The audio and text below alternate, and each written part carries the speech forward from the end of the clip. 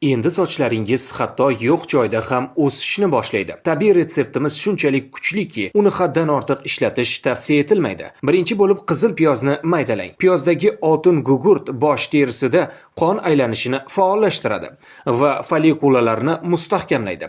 So'ng 4 dona sarimsoq oling va maydalang. U oltin gugurtga hamda B6 vitamini, rux va temir kabi sochni qalinlashtirishiga yordam beruvchi moddalarni ham o'z ichiga oladi.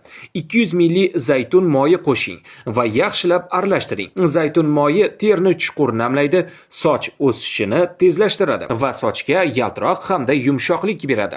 Barcha masalliqlarni suv solingan idishga yig'ing va past olovda 15 daqiqa davomida qaynatib oling.